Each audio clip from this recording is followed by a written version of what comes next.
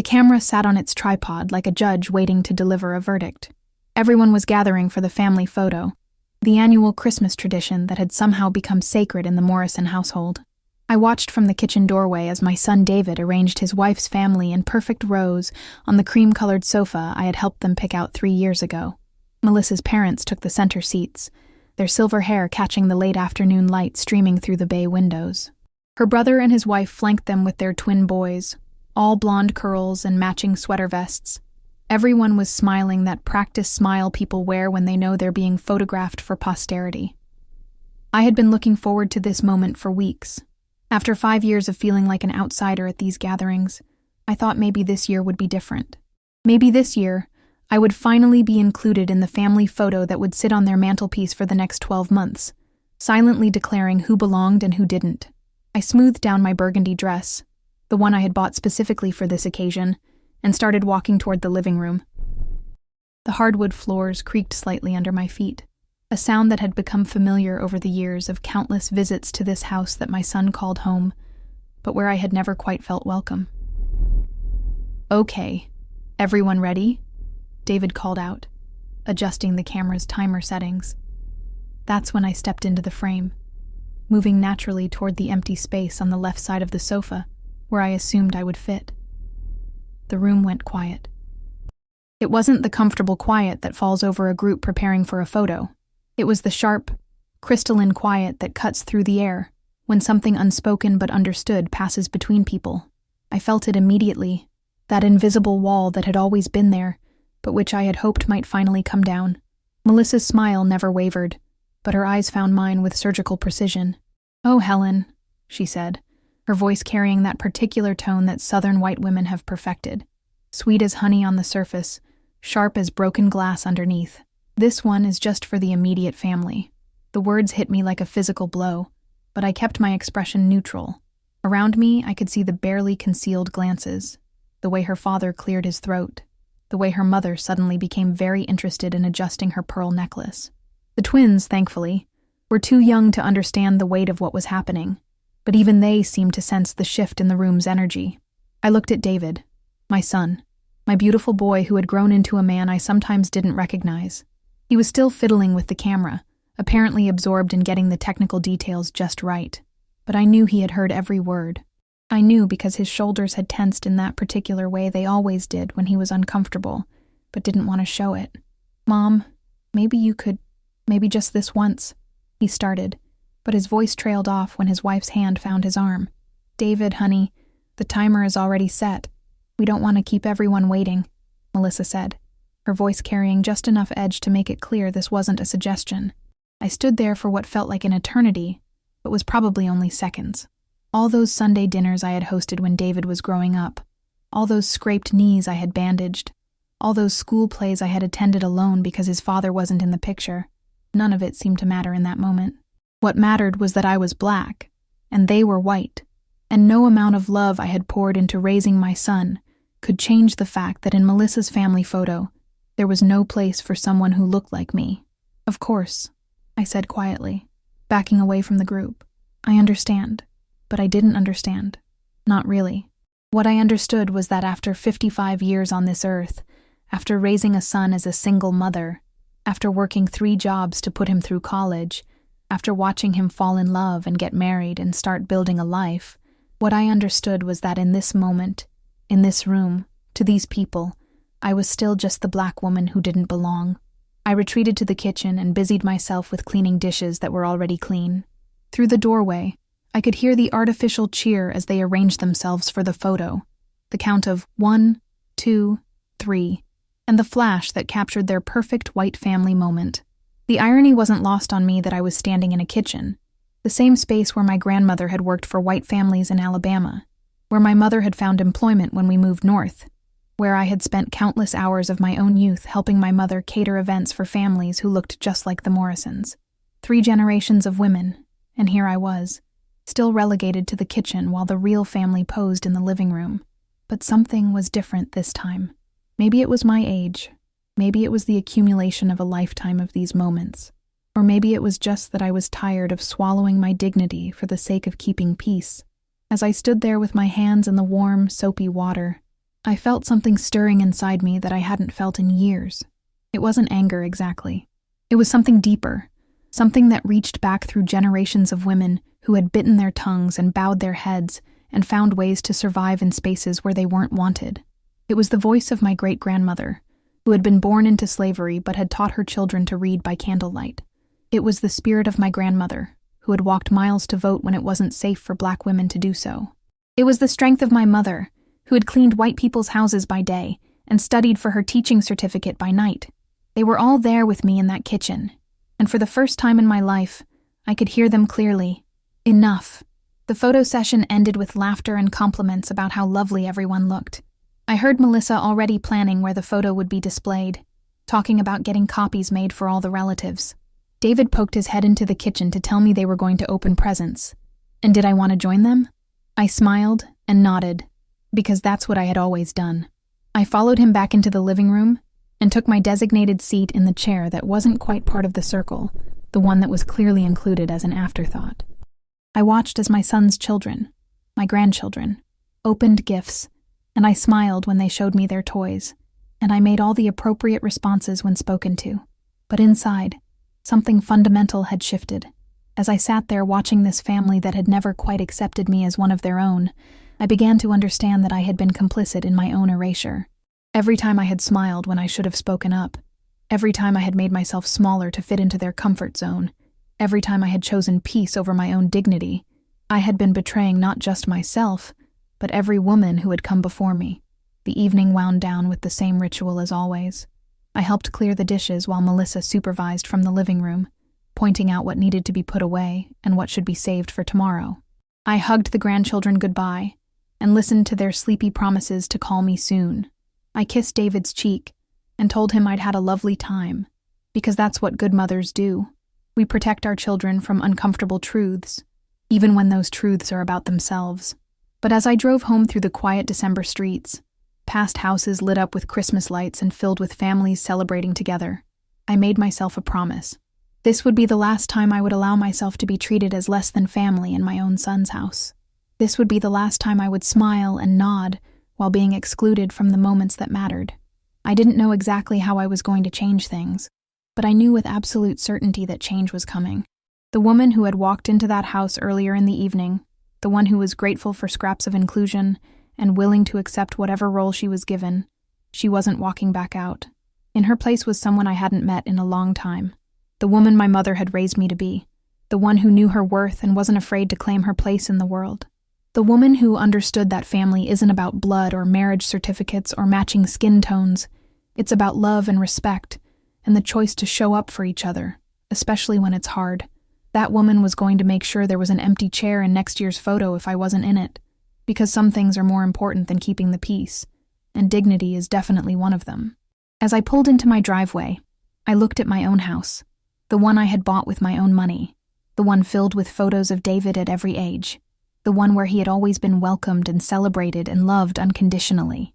It occurred to me that maybe it was time for me to host Christmas next year. Maybe it was time for me to decide who got invited to be in the family photo. The thought made me smile for the first time all day.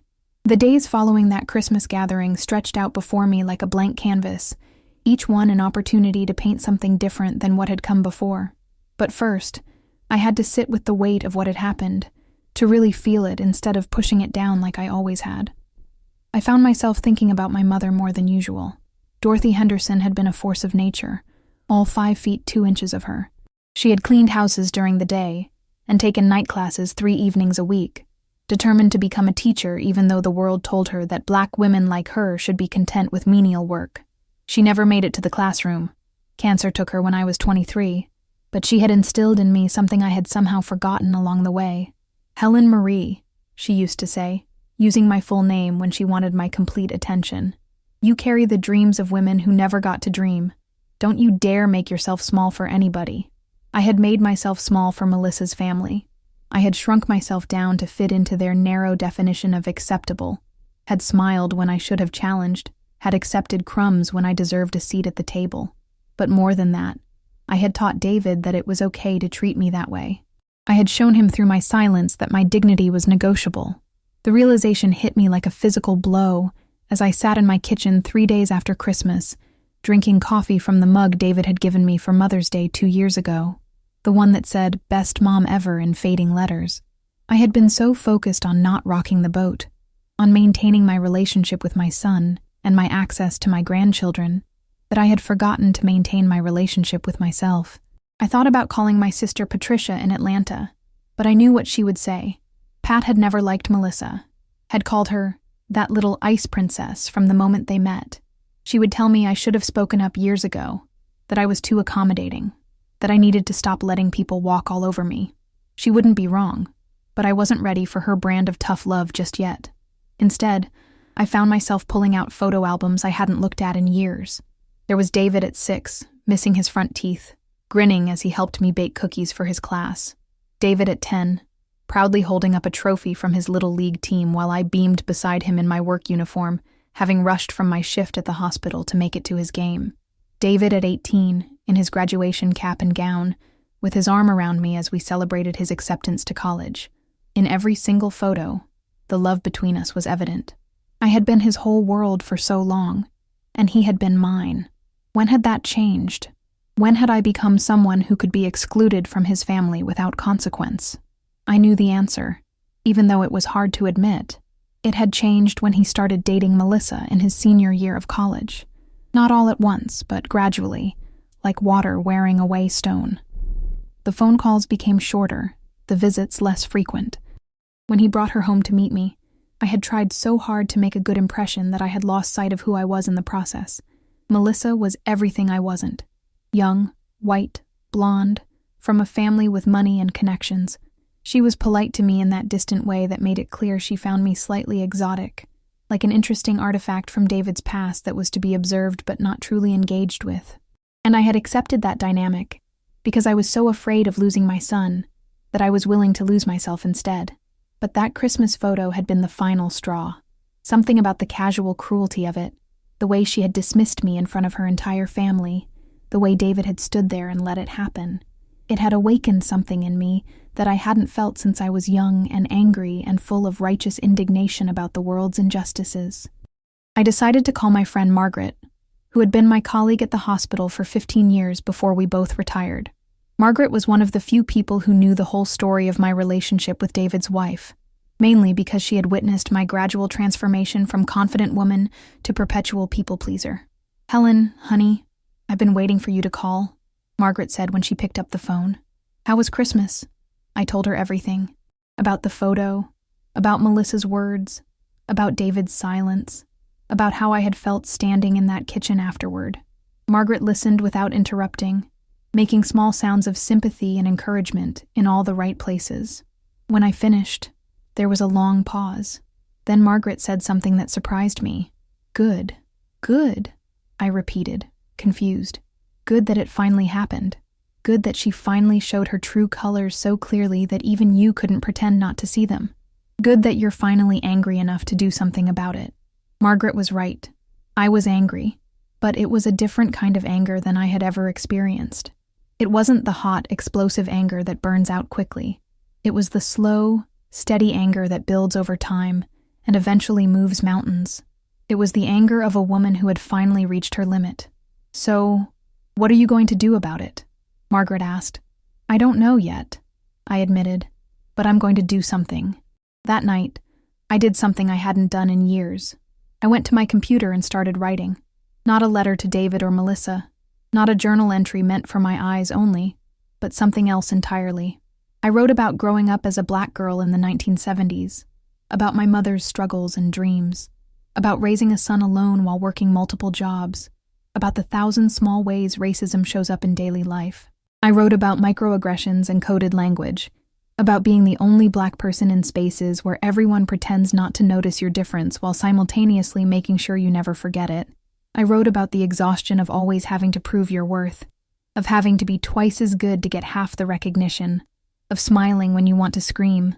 But mostly I wrote about love, about how much I loved my son, how proud I was of the man he had become, how watching him succeed had been the greatest joy of my life, and about how much it hurt to feel like that love wasn't enough to earn me a place in his new family, how being excluded from a simple photograph had somehow crystallized years of feeling like I was tolerated, rather than treasured. The words poured out of me like water from a dam that had finally burst. I wrote for hours, long into the night, until my fingers were stiff and my back was aching from hunching over the keyboard. When I finally stopped, I had written nearly 10 pages, more than I had written since college. I read it over the next morning, expecting to find the rambling thoughts of a woman working through her emotions. Instead, I found something that surprised me, a coherent, powerful piece of writing that captured not just my experience, but the experience of countless other women who had found themselves in similar situations. I thought about my grandmother, who had worked for a white family in Alabama for 30 years and had never once been invited to sit at their table, even though she had raised their children and knew their secrets and had been more family to them than some of their actual relatives. I thought about my mother, who had been beloved by the students she tutored, but who had never been welcomed into their parents' social circles. I thought about all the women throughout history who had been essential but invisible, valued but not valued enough. The piece wasn't just about me and Melissa and that damn Christmas photo. It was about all of us, all the women who had been told we weren't family, while simultaneously being expected to provide the emotional labor that holds families together. It was about the Black women who raised white children while their own children went to segregated schools, who cleaned white women's houses while their own homes went unattended, who gave their best years to families who would never claim them as their own. I saved the document and closed my laptop, but I couldn't stop thinking about it. There was something powerful about putting my experience into words, about naming the thing that had been done to me instead of pretending it hadn't happened or wasn't important. For the first time since Christmas, I felt like myself again, not the diminished version of myself that I had become in Melissa's presence, but the woman my mother had raised, strong, articulate, unafraid to speak truth to power. I spent the rest of the week thinking about what came next. I couldn't undo what had happened, couldn't go back and insert myself into that photo or demand a do-over, but I could decide how I was going to move forward, how I was going to show up in the world from now on. The old Helen would have written a careful letter to David, would have tried to explain her hurt feelings without making him uncomfortable, would have asked for his understanding while making it clear she didn't want to cause any trouble. The old Helen would have made it easy for him to dismiss her concerns, to chalk up her reaction to being overly sensitive or making something out of nothing. But I wasn't the old Helen anymore. The woman sitting in my kitchen, drinking coffee from my best mom ever mug, was someone different. She was someone who had found her voice again, someone who remembered her worth, someone who was done making herself small for other people's comfort. The question was, what was she going to do with that voice? The answer came to me on New Year's Eve, of all times. I was sitting in my living room, watching the ball drop on television and thinking about resolutions I didn't plan to make, when my phone rang. It was David, calling to wish me a happy new year. "Hey, Mom," he said, and there was something different in his voice, a hesitation, maybe, or guilt. "How are you doing?" "I'm doing well, sweetheart," I replied, and for the first time in a long time, I meant it. We talked for a few minutes about nothing in particular, the weather, his work, the kids. Normal conversation between a mother and son, but underneath it, I could hear what he wasn't saying. He knew something had shifted at Christmas. He knew I had been hurt, and he knew he hadn't handled it well. "Mom," he said finally, just as I thought he was going to hang up. "About Christmas?" I waited. This was his chance to acknowledge what had happened, to apologize, to show me that he understood the weight of his silence. This was his opportunity to be the man I had raised him to be. "Melissa feels really bad about the photo thing," he said. "She didn't mean anything by it. You know how she gets about family pictures. She's just particular about how they turn out." I closed my eyes and took a deep breath. He was doing it again, making excuses for her, minimizing what had happened, asking me to understand and forgive without ever acknowledging that there was anything to forgive. "David," I said quietly, "do you remember when you were 8 and Bobby Thompson called you a name at school?" "What?" He sounded confused by the non sequitur. "I guess, why? You came home crying because Bobby Thompson told everyone that you didn't have a real family because it was just you and me. Do you remember what I told you?" There was a long pause. "You told me that family isn't about how many people you have or what they look like. You said family is about love and respect and showing up for each other. That's right. And do you remember what else I told you?" Another pause. Longer this time. "You said that sometimes people try to make us feel small because it makes them feel big. but we don't have to accept their definition of our worth. Exactly. So tell me, son, what do you think your wife was doing when she told me I wasn't family in front of her entire family? The silence stretched between us like a chasm. I could practically hear him wrestling with the question, trying to find a way to answer that didn't force him to confront the uncomfortable truth. Mom, I think you're reading too much into David. I cut him off, my voice firm but not angry. I have loved you every single day of your life. I have supported your dreams, celebrated your successes, and been there for you through every challenge. I have welcomed your wife into my heart even when she made it clear I wasn't welcome in hers. But I will not pretend that what happened at Christmas was anything other than what it was. What do you want me to say, Mom? The question hung in the air between us, heavy with everything we had never talked about. What did I want him to say? I wanted him to say he was sorry. I wanted him to say he should have stood up for me. I wanted him to say he understood that his wife had been cruel and that he wouldn't let it happen again. But more than that, I wanted him to figure it out on his own. I wanted him to be the man I had raised him to be, without me having to explain to him why it mattered. I want you to think about the woman who raised you, I said finally. I want you to think about whether that woman deserves to be treated with respect in her son's home. And then I want you to act accordingly. I hung up before he could respond, my heart pounding with the audacity of what I had just done. I had drawn a line in the sand, had refused to accept his easy dismissal of my pain. For the first time in years, I had prioritized my own dignity over his comfort. The phone rang again almost immediately, but I didn't answer it. I needed him to sit with what I had said, needed him to understand that this wasn't a conversation I was going to have on his terms anymore. Instead, I went to my computer and opened the document I had written after Christmas. I read it again, and as I did, I realized what I needed to do. This story, my story, was too important to keep to myself. It wasn't just about me and David and Melissa. It was about every woman who had ever been made to feel invisible in spaces where she should have been celebrated. Every mother who had been marginalized by her child's spouse. Every person who had been told they didn't belong simply because of the color of their skin. I started researching online platforms where people shared personal essays, where stories like mine could find an audience. I found several that seemed reputable, that had published pieces by other women of color about family, identity, and belonging. I spent hours reading their submission guidelines, their editorial policies, their past publications. One platform in particular caught my attention. It was a site that specifically focused on stories about family dynamics, with a special emphasis on underrepresented voices. Their mission statement talked about creating space for difficult conversations about race, class, and belonging. It seemed like exactly the right place for my story. But first, I needed to revise what I had written. The raw, emotional piece I had poured out after Christmas was a good start, but it needed to be shaped into something more polished, more powerful. I needed to find the universal truth in my particular experience, to make it about more than just my hurt feelings. I spent the first week of January working on the piece. I wrote about the historical context of Black women's exclusion from white family spaces, about the ways domestic workers throughout history had been considered like family, but never actually family.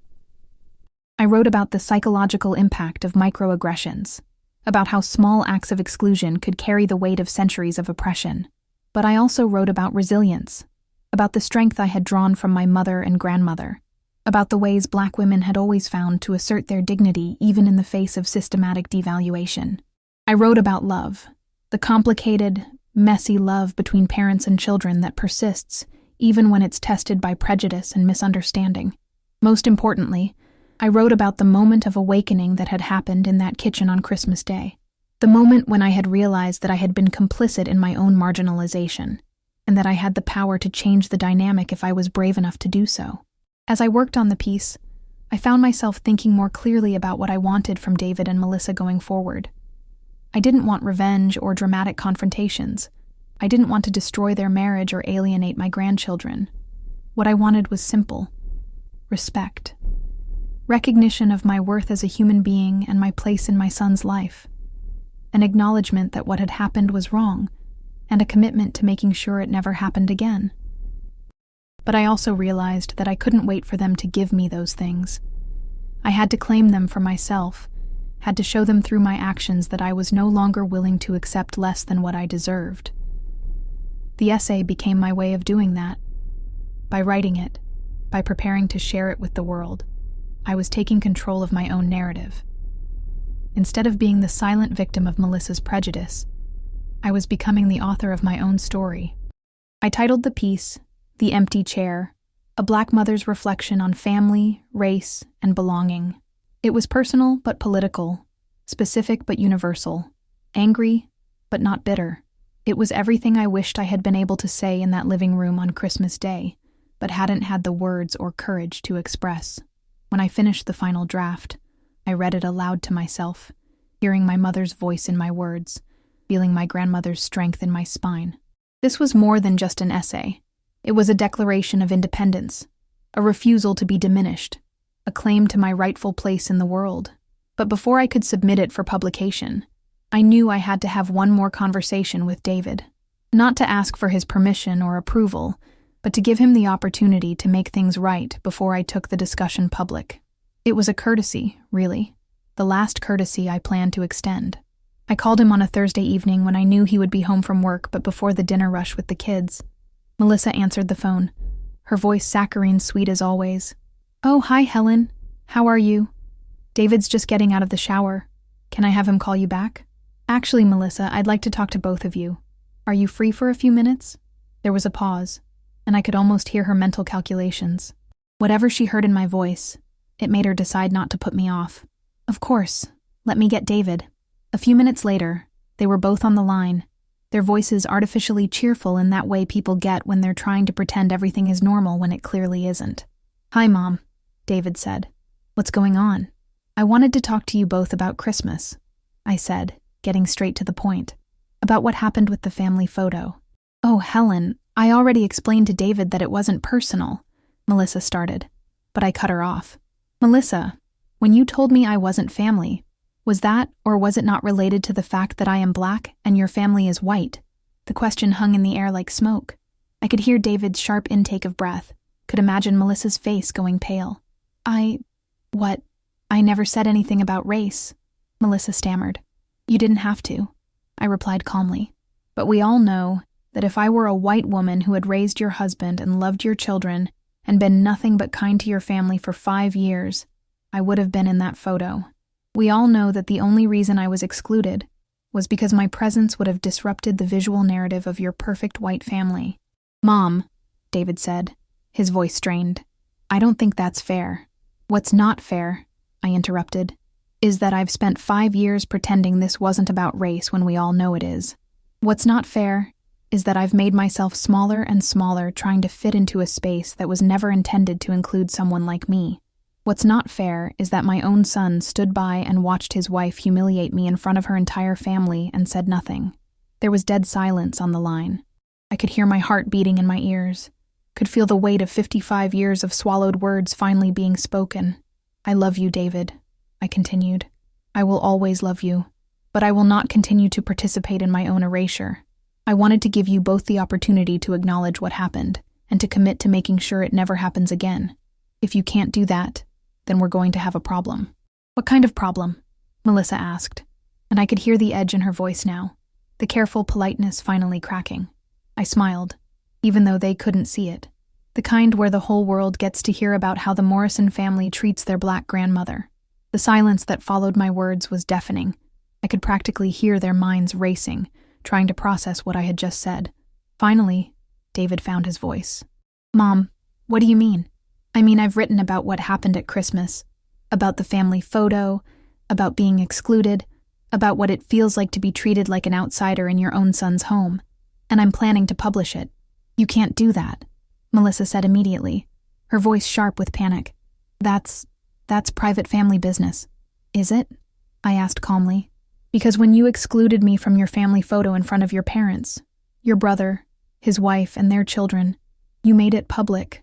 When you announced to a room full of people that I wasn't family, you opened this up to public discussion."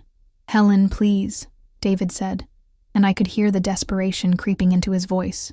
"Let's talk about this. Come over this weekend and we'll figure it out." "Figure what out, David? How to convince me to stay quiet about being discriminated against? How to make me forget that my own daughter-in-law looked me in the eye and told me I don't belong?" I took a deep breath, steadying myself. There's nothing to figure out. Either you both acknowledge what happened and commit to treating me with the respect I deserve as your mother and your children's grandmother, or I publish the essay and let other people decide whether your behavior was acceptable. This is blackmail, Melissa hissed. No, I said firmly.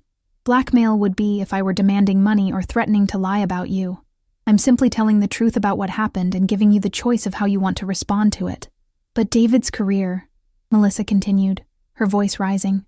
If this gets out, if people at his firm see it, then maybe David should have thought about that before he let his wife humiliate his mother, I replied. Maybe he should have considered the consequences when he chose to prioritize your family's comfort over my dignity. I could hear muffled conversation on the other end of the line. David and Melissa clearly having a heated discussion with the phone covered. When David came back on, he sounded defeated. What do you want from us, Mom? It was such a simple question, but it carried the weight of everything that had gone wrong between us. What did I want? I wanted to go back in time and never have to have this conversation. I wanted a daughter-in-law who saw me as a blessing, rather than a burden. I wanted a son who stood up for me without having to be asked.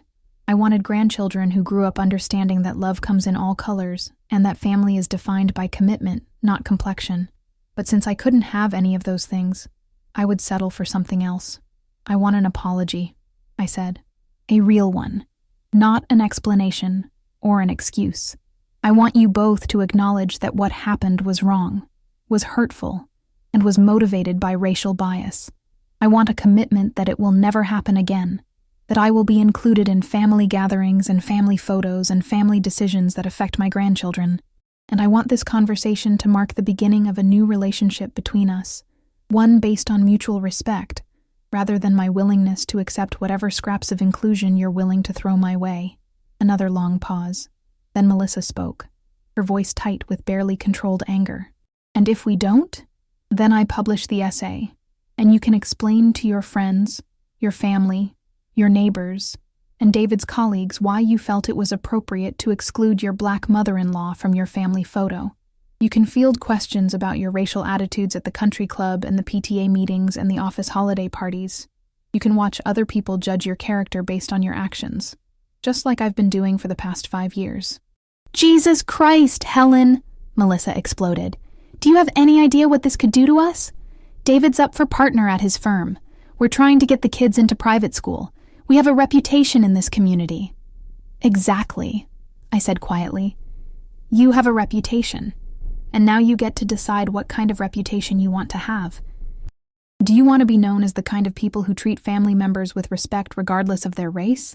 Or do you want to be known as the kind of people who exclude their black grandmother from family photos? This is insane, Melissa continued, but I could hear David trying to shush her. What's insane, I replied, is that it took me 55 years to realize I don't have to accept being treated as less than human by my own family. What's insane is that I've been so afraid of losing my son that I was willing to lose myself in the process. I heard David take a shaky breath. Mom, I didn't realize. I know, baby, I said, and for the first time in the conversation, my voice softened. You didn't realize because you didn't have to. You've never had to navigate the world as a black person. Never had to wonder if you're being excluded because of your race. Never had to make yourself smaller to fit into spaces that weren't designed for you. But now you know. The question is, what are you going to do with that knowledge? The line went quiet again, but this time the silence felt different. Less defensive, more contemplative. I could almost hear David processing everything I had said, perhaps for the first time really considering what my experience had been like in his new family. How long do we have? He asked finally. I'm planning to submit the essay this weekend. That gives you 3 days to decide who you want to be. And if we do what you're asking, you won't publish it? I considered the question carefully. The truth was, I had already decided to publish the essay regardless of what they said. Not out of spite, but because I had realized that my story was bigger than just my relationship with David and Melissa. It was about every woman who had been silenced by the fear of losing access to her grandchildren. Every mother who had been marginalized by her child's spouse. Every person who had been made to feel invisible in spaces where they should have been celebrated. But I also knew that their response would determine how I told the story. Would it be a story of redemption and growth? Or would it be a cautionary tale about the cost of choosing comfort over conscience? David, I said, This isn't just about you and Melissa anymore. This is about every Black woman who has been told she's like family, but never actually treated as family. This is about every mother who has had to choose between her dignity and her access to her grandchildren. My story needs to be told, but how it ends, that's up to you. I need to think, he said. You've had 5 years to think, son. What you need to do now is decide. After I hung up, I sat in my kitchen for a long time, staring at my hands. They were my mother's hands, strong, capable, marked by years of hard work and sacrifice. She had used these hands to work 3 jobs to put David through school, to comfort him when he was sick, to applaud at every graduation and achievement.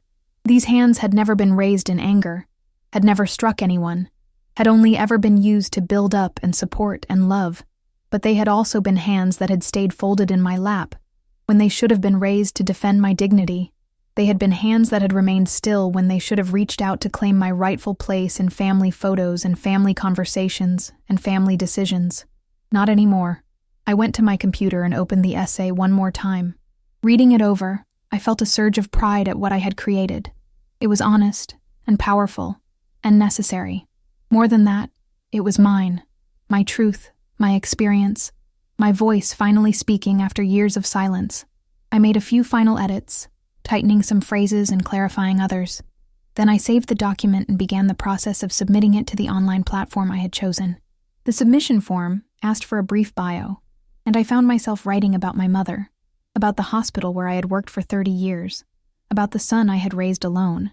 But mostly, I wrote about finding my voice again at 55, about learning that it's never too late to stand up for yourself. As I filled out the form, my phone rang. It was Patricia, my sister in Atlanta, calling for our weekly check-in. "Hey girl," she said when I answered. "How are you holding up after the holidays?" I told her everything. About the photo, about my conversation with David and Melissa, about the essay I had just submitted. Patricia listened without interrupting, occasionally making sounds of approval or indignation in all the right places. When I finished, she was quiet for a moment. Then she started laughing. "Patricia, this isn't funny," I said, but I found myself smiling despite my protestive tone. "Oh, honey, I'm not laughing at you. I'm laughing because it's about damn time. Do you know how long I've been waiting for you to grow a backbone with that family?" "I had a backbone," I protested. "You had a wishbone, sister. Always wishing things would get better. Always hoping they would change. Always making excuses for why they treated you like help instead of family. But now you've got some steel in your spine, and I am here for it." Patricia had never been one to mince words, and despite the harshness of what she was saying, I knew she was right. I had spent so many years being grateful for whatever inclusion I was offered that I had forgotten to expect better. "What if they don't change?" I asked. "What if David chooses Melissa over me? Then you'll know where you stand," Patricia said firmly. "And you'll stop wasting your time and energy on people who don't appreciate you. Baby, you are 55 years old. You don't have time to spend the rest of your life begging for scraps of love from your own child." Her words hit me like a splash of cold water, but they also felt liberating.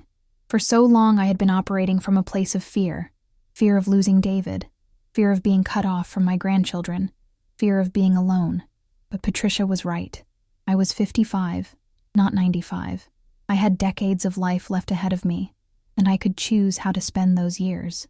I could spend them continuing to diminish myself for other people's comfort, or I could spend them living with the dignity and respect I deserved.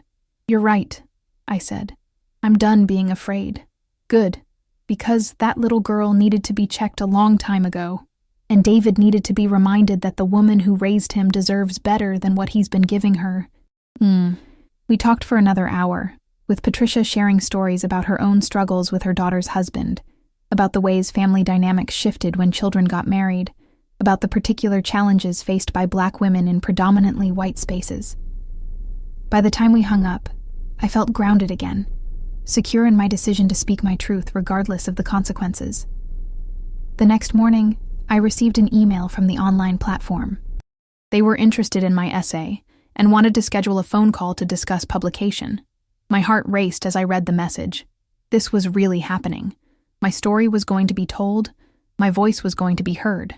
But before I could celebrate, my phone rang. It was David, calling earlier than he usually did. "Mom, can you come over tonight? Melissa and I, "We want to talk." "About what?" I asked, though I already knew. "About Christmas. About everything. We want to make this right." I felt a flutter of hope in my chest, quickly followed by caution. After 5 years of disappointment, I had learned not to get my hopes up too quickly. "What time?"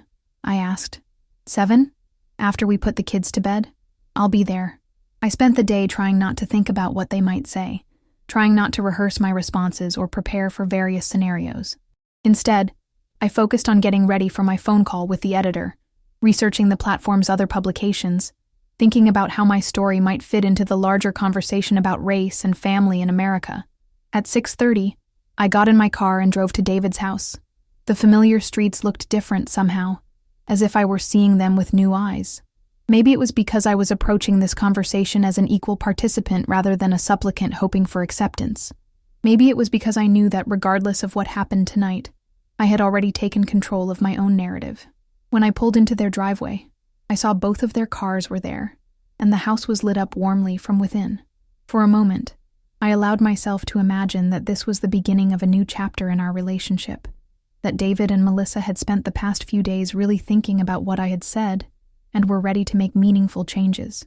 But I also prepared myself for the possibility that this was going to be an attempt to manipulate me into staying quiet, to convince me to put their comfort above my dignity once again. Either way, I was ready. The woman walking up to that front door wasn't the same woman who had been excluded from the Christmas photo just 2 weeks earlier.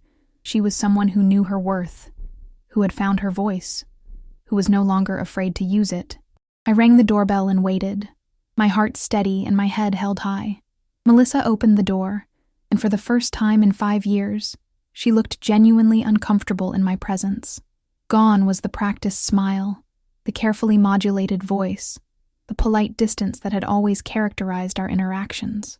Instead, she looked like a woman who had been forced to confront some uncomfortable truths about herself. "Helen," she said quietly, stepping aside to let me in. "Thank you for coming." David appeared from the kitchen, and I could see immediately that he had been crying. His eyes were red-rimmed, his face was drawn with exhaustion, and when he looked at me, I saw something I hadn't seen in years: genuine remorse. "Hi, Mom," he said, his voice barely above a whisper. We gathered in the living room, the same living room where the Christmas photo had been taken, where I had been excluded, where this whole confrontation had begun. I chose the chair I always sat in, the one that was slightly outside the main seating area, but this time I pulled it closer to the center of the room. Small gestures matter, and I was done accepting peripheral positioning in any space. For a long moment, nobody spoke. The silence stretched between us, heavy with everything that had been said and left unsaid over the years.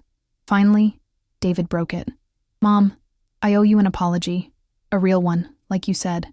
He took a shaky breath. "What happened at Christmas was wrong. What I let happen was wrong.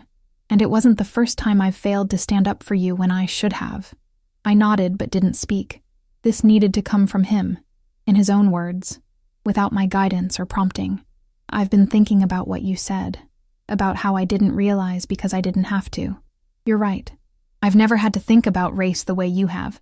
Never had to wonder if I was being excluded or dismissed because of the color of my skin.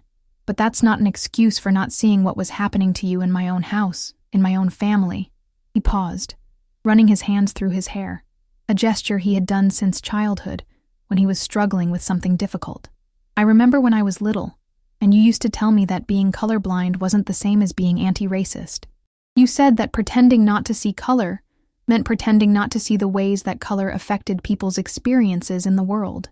I thought I understood what you meant, but I realize now that I was still doing exactly what you warned me against. I was pretending that race didn't matter in our family, because it was easier than confronting the ways it actually did matter." Melissa shifted uncomfortably on the couch, and I could see her struggling with whether to speak. David must have noticed too, because he turned to her expectantly. "Melissa has something she wants to say," he prompted gently. She looked at me, then at David, then down at her hands folded in her lap. When she finally spoke, her voice was so quiet I had to lean forward to hear her. "I was raised to think I wasn't racist because I was polite to everyone and didn't use slurs and had black friends in college." She looked up at me, and I could see tears in her eyes. "But politeness isn't the same as acceptance, and tolerance isn't the same as love. I've been treating you like a like a tolerated guest in our lives, instead of recognizing that you're David's mother, my children's grandmother, and a woman who deserves respect and inclusion. She wiped her eyes with the back of her hand, smearing her carefully applied makeup. The truth is, I was uncomfortable with you being in our family photo because I was worried about what my parents would think, what their friends would think, when they saw it on our Christmas cards or on social media. I was worried about having to explain or defend or deal with questions I didn't know how to answer. And that's the definition of racism, isn't it? Making someone else pay the price for your own discomfort with race. I felt something shift in my chest. Not forgiveness exactly, but recognition. This was what I had been waiting to hear for 5 years. Not an excuse or an explanation, but an acknowledgement of the truth. The thing is, I said carefully, I don't need you to be perfect, Melissa. I never expected you to understand my experience fully, or to get everything right immediately. What I needed was for you to try, to see me as a whole person, rather than a complication, to recognize that when you married David, you married into a family that includes me. She nodded, tears flowing freely now. I know, and I'm sorry. I'm so sorry. David reached over and took my hand, the first physical affection he had shown me in months. Mom, I need you to know that I've been talking to a therapist since our phone call, someone who specializes in family dynamics and racial issues. And one of the things she helped me understand is that by not standing up for you, I was essentially telling my own children that it's okay to treat their grandmother as less important than their other relatives. I was teaching them that love is conditional, that family is hierarchical, that some people matter more than others. This hit me harder than anything else he had said.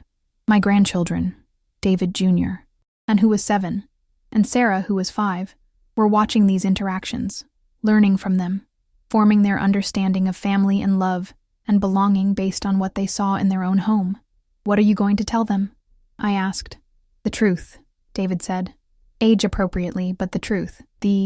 That Grandma Helen is just as much family as anyone else, that the color of her skin doesn't make her less important or less loved, that everyone in our family deserves to be treated with respect and kindness. And what about going forward? I asked. What changes are you both committed to making? David and Melissa exchanged a look, and I could see that they had talked about this extensively. First, Melissa said, I want to retake the Christmas photo, with you in it. I know it sounds silly, but symbols matter, and I want to send new Christmas cards with our real family photo, the one that includes everyone who belongs in it. I felt a smile tugging at the corners of my mouth despite myself. That's not silly. You're right that symbols matter. Second, David continued, we want to start having Sunday dinners at our house, and we want you to be there every week, not as a guest, but as family. We want the kids to grow up knowing that Grandma Helen's presence is constant and valued, not occasional and peripheral. Third, Melissa added, I want to learn. I want to read books about racism and family dynamics. I want to understand the historical context of what I did to you. I want to be better, not just for you, but for my children, who deserve to grow up in a family that truly values all of its members. These were concrete commitments, specific changes that addressed the underlying issues rather than just the surface problems. But I still had one more question. And what about your family, Melissa? Your parents? Your brother? Their attitude toward me? She took a deep breath. I've already talked to them. I explained what happened, what I did wrong, and what we're doing to fix it. I made it clear that if they want to be part of our lives going forward, they need to treat you with the same respect they show my parents. And if they can't do that, well, then they'll be the ones excluded from family gatherings. The conversation continued for another hour, with all of us sharing feelings and fears and hopes for our relationship going forward. It wasn't perfect. 5 years of hurt feelings and missed opportunities couldn't be erased in a single evening. But it was real, and it was honest, and it was the beginning of something better. As I was getting ready to leave, David asked the question I had been expecting. Mom, about the essay. I looked at both of them. These two people who had hurt me deeply but who had also just shown me that growth and change were possible. I'm still going to publish it, I said, but I'm going to revise the ending. Melissa looked panic-stricken. But if it comes out, people will still know what happened. David's career will be fine, I interrupted gently, because the essay isn't going to be about a man who let his wife discriminate against his mother and never changed. It's going to be about a family that faced their prejudices honestly and did the hard work of becoming better. It's going to be about the possibility of redemption, about what happens when people choose love over comfort, growth over stagnation. I stood up and gathered my purse, feeling lighter than I had in years. The story was always going to be told, I continued.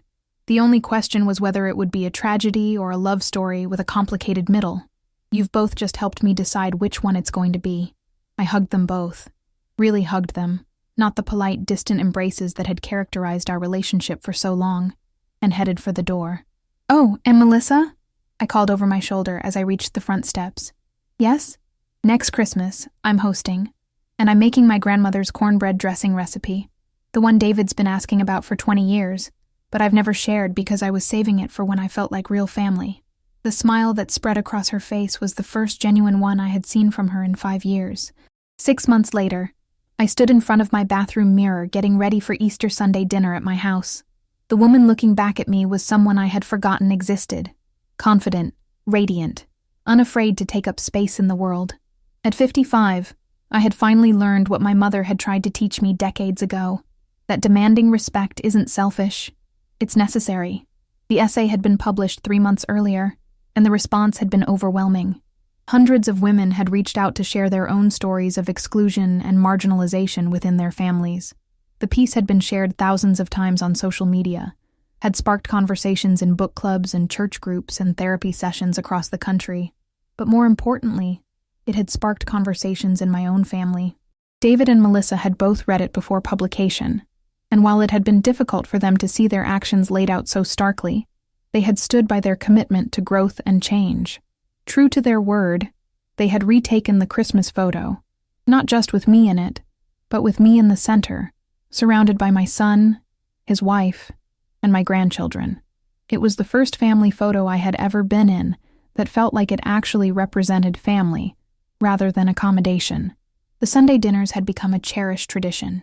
Every week, we gathered around my dining room table to share food and stories and laughter. Melissa brought recipes from her grandmother's collection, and I shared dishes that had been passed down through generations of my family. The children were learning that family recipes, like families themselves, are enriched by different traditions and ingredients. Most surprisingly, Melissa had thrown herself into learning about racism and its impact on families with a fervor that bordered on academic. She had read dozens of books, attended workshops, and even joined a support group for white people working to understand their own racial biases. She would never fully understand my experience as a Black woman, but she was trying to understand it better, and the effort itself meant everything. David had continued working with his therapist, and had started having regular conversations with his children about race, family, and treating people with dignity regardless of their differences. Just last week, 7-year-old David Jr. had announced at dinner that he was proud to have a grandma who was brave enough to write about important things, and that he wanted to be brave like me when he grew up. The doorbell rang, interrupting my reflection. It was David's family arriving for Easter dinner, loaded down with flowers and desserts, and the noise and chaos that comes with small children who are excited to see their grandmother. "Grandma Helen!" Sarah shrieked, launching herself into my arms with the abandon that only 5-year-olds possess. "We brought you Easter lilies, and I helped make the carrot cake," David Jr. added proudly, holding up a slightly lopsided but obviously made with love dessert. David and Melissa followed behind, both of them smiling in a way that had become natural rather than forced over the past few months. "Happy Easter, Mom," David said, kissing my cheek. "The house smells incredible." "Your grandmother's cornbread dressing recipe is finally getting its debut," I said, winking at the kids, along with some new additions to the family cookbook. As we gathered around the table laden with food that represented the blending of our different traditions and histories, I looked around at these people who had become, finally and truly, my family. Not because we shared blood or marriage certificates, but because we had chosen each other, had done the hard work of seeing each other clearly, and loving each other anyway. Before we ate, David asked if I would say grace. I looked around the table at these faces I loved. My son, who had learned to see his mother clearly for the first time. My daughter-in-law, who had confronted her own prejudices and emerged as an ally. My grandchildren, who were growing up understanding that families can be complicated but that love, real love, always finds a way. "Dear Lord," I began, Thank you for this family, for this food, and for this moment. Thank you for teaching us that belonging isn't something that's given to us. It's something we claim for ourselves. Thank you for showing us that it's never too late to grow, to change, to become the people we're meant to be. And thank you for reminding us that the most beautiful families aren't the ones that look perfect in photographs, but the ones that choose love over comfort, truth over convenience, and each other over everything else.